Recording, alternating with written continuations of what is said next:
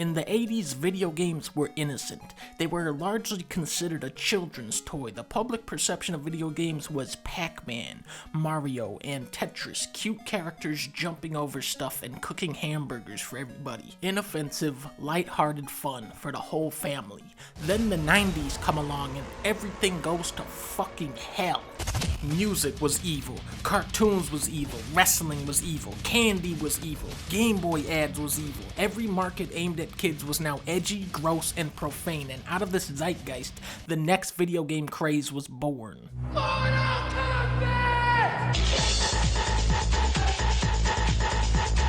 Kids all over the world were huddling around the screen and beating each other to death. This is a franchise that built its name on insane, over-the-top violence, and for a little bit, everything was all good until somebody snitched. It was probably some kid that looks like Randall. Dude probably got his head knocked off because he sucks and went and told his mommy. Then his mom saw the game. Fatality. She went, oh, there's my son. Then she calls the newsman. Newsman goes, oh my god, this is a big drama. And then it's on the news, and then it's a big controversy. How do you feel about cutting his head off? What really caught people's attention with Mortal Kombat were the fatalities, which is ironic because back in the day, nobody actually knew how to do them. The game narrator instructs the player to finish, and I quote, finish his opponent. Finish him. Sub-Zero wins. It's kind of funny that this was considered shocking back in the day, especially compared to the shit they're putting in these modern Mortal Kombat games. Friendship. Scorpion wins.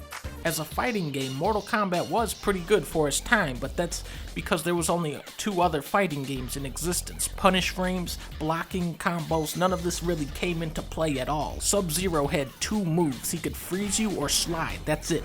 Blocking low allows you to block every move in the game, but you can also block high, which lets you block some moves that look like they would hit low, but not moves that actually hit low, so I'm not sure why you would ever block high other than just to be an ass. What you're about to see are scenes from 2 of the most violent new video games. First, we have Mortal Kombat. Johnny Cage wins. Really, there is no logic or substance behind Mortal Kombat. It's a game that thrives purely off of its coolness factor.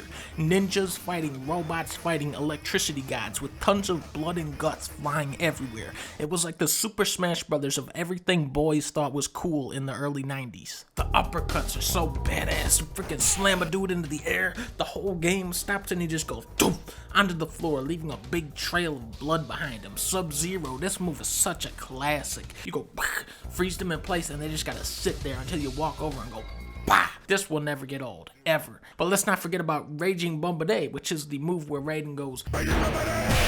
This game encourages players to shoot this gun. If you're coming at Mortal Kombat like a single-player arcade game, you can get the same experience by climbing into a coffin and having someone seal it and throw it into a river. The AI in these games is broken, especially Mortal Kombat 2. That game is nonsense. But if you play like an asshole and bring out your cheapest strategies, you can win.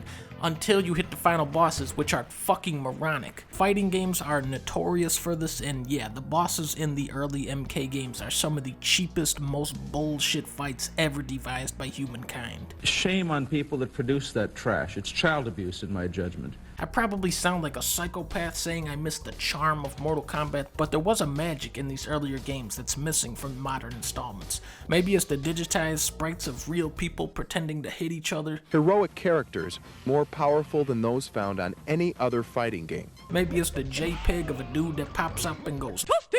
Maybe it's the Santa Claus hiding in the background. Maybe it's the fact that Scorpion can transform himself into a penguin.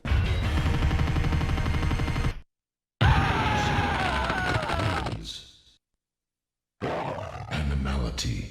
In my judgment, they've gone too far.